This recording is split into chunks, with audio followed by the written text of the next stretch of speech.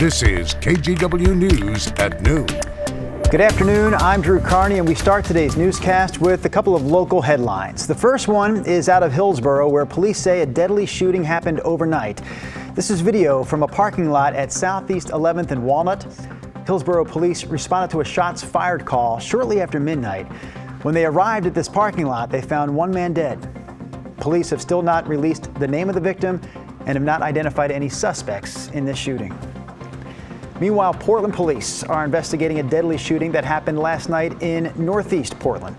At about 8:30 last night, officers responded to a call near the intersection of Northeast 12th and Prescott Street, where they found one man dead. They say another person involved in the shooting stayed on the scene and is cooperating with the investigation. Anyone with information is asked to contact Portland police. That's a quick look at some of this afternoon's headlines. Of course, we know gun violence is not only a huge problem in Portland right now, it's a huge problem across the country. So with that in mind, there's an art exhibit based right here in Portland that aims to illustrate the impact of that violence. KGW's Tim Gordon has more on what's called the Soul Box Project. You can see them through the windows of the historic Overland building in Old Town. Inside, there are thousands more traditional origami boxes made by people from all over the United States. This exhibit that's here in this building is 40,000, which is the number of people killed or injured in the U.S. so far this year. For artist Leslie Lee, this is about showing the magnitude of the human toll guns take. This is a project that I started in 2017 after the Las Vegas shooting. Lee started with a website calling on people to make the boxes for those killed or injured, named and unnamed.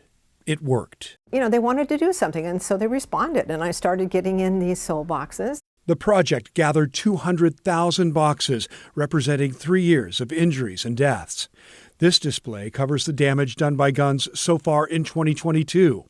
Each box honoring a life, many with names like Jaylyn Zavala, age 4.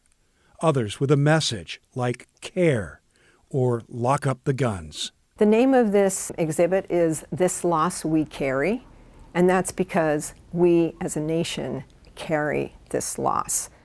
This little group right here represents the number of people who've been killed or injured in Oregon so far this year. He made me a song called You and Me before he passed away. So that's like our little saying.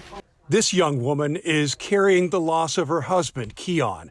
He was 19 when gun violence in Portland took him last December.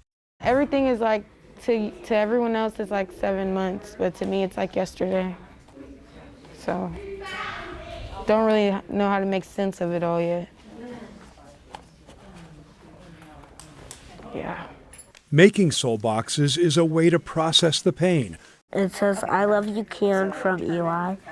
I chose those words because I love him so much, and I feel like it should just be a loving memory for me and him and everybody who knows my cousin Keon. The Soul Box Project, offering time for people to create and build meaning, one box at a time. And I'm super glad that it made you feel better to do it. That's what we were hoping would happen. Beyond that, the boxes, too many to all come out of the bags, are a way for us to really get it. Tim Gordon, KGW News. Here's another local story we're following this afternoon. Portland police say a cyclist was killed in a crash with a car last night. So this happened right around 10 o'clock last night. This was in the north part of Portland. Officers say the driver did stay on the scene, but we still don't know if they'll face any charges. We also don't know the name of the cyclist yet. Well, over the past few months, we've been telling you how fentanyl overdoses are higher than ever. So the Oregon Health Authority is encouraging people to learn how to use Narcan, which can instantly reverse the effects of an overdose. Between 2019 and 2021, overdose deaths jumped more than 600%.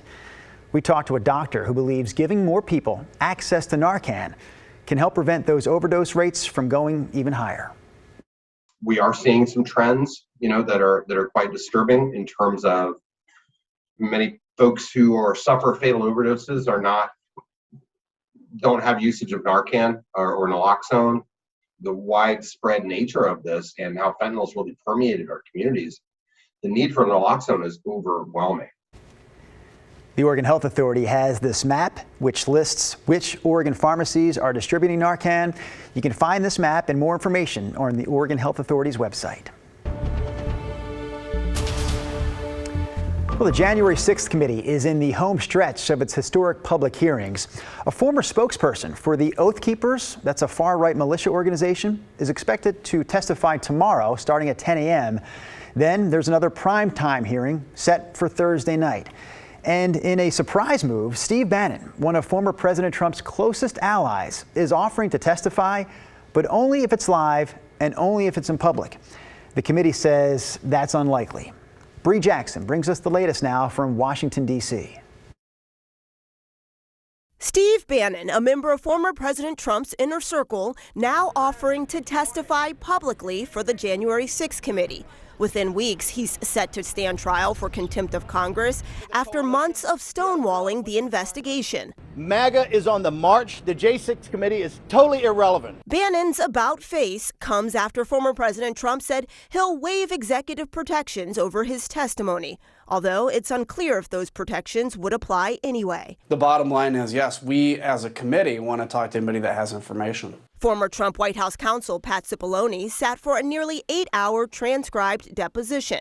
Some of his testimony is expected to be used in hearings this week. He was able to provide information on basically all of the critical issues that we're looking at, and including the president's what I would call dereliction of duty on the day of January 6th. Can we talk for a minute about January 6th? New footage subpoenaed by the committee shows the former president downplaying that day. They were angry from the standpoint of what happened in the election because they're smart and they see and they saw what happened. Committee members make the case that rioters were enraged by Trump's false claims of election fraud and efforts to overthrow the 2020 presidential election. How the president pressured the vice president, pressured the Department of Justice, pressured state election and electors. The committee also focusing in on possible ties between Trump associates and right-wing extremists.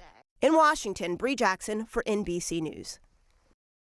All right, before we check in with Rod Hill, let's talk about gas prices right now. Some good news to report here this afternoon because more than a dozen states across the U.S. are seeing some prices for gas drop right now, drop below $4 a gallon. Pretty cool to see that. Some states, we're talking about those in the Midwest and South, are seeing some of the biggest decreases in a couple of years. Let's talk about around here for a minute because through Gas Buddy, we can see that Portland has at least 10 stations right now below that $5 mark. Experts say we could actually go down another 5 to 10 cents a gallon over the next week or so. So haven't talked about good news as far as gas prices go, Rod Hill, in a while, but we're talking about that today. As we send it over to Rod, we take a live look right now from Cannon Beach, our sky cam there. My goodness. Yes, Rod. Say that again. That's pretty. That is a beautiful shot. It looks like someone painted that picture for us this afternoon, but that is actually a live look at the coast. Haystack Rock right there. So, Rod, this morning on Sunrise, we talked about temperatures at least in the mid-90s. Maybe getting into the upper 90s. Where do we stand right now? Yeah, and some 80s at the coast. So you showed Cannon Beach. Here's Yaquina Bay. Right now, it's 72. Notice the wind direction, though. Generally, the winds at the coast have been northwest, which means right along the beach itself, we may not see 80s, but certainly a beautiful day with temperatures in the 70s right now. Okay, inland spot, here we go. The Reserve Vineyards and Golf Club at Aloha, 82. Now, keep in mind, if your forecaster says 90s, you would typically expect it to at least be in the 80s at noon, and that's where we are right now. Downtown Portland, beautiful clear sky, 81 degrees. Again, the wind direction west-northwest. I'm going to leave our forecast high of 95 here in Portland, still believing some areas could have a rapid warm-up and get into the 97-degree range this afternoon. It'll still be toasty at 8 o'clock. Another hot day tomorrow, maybe 90, maybe just close to it. My 7-day forecast is coming up.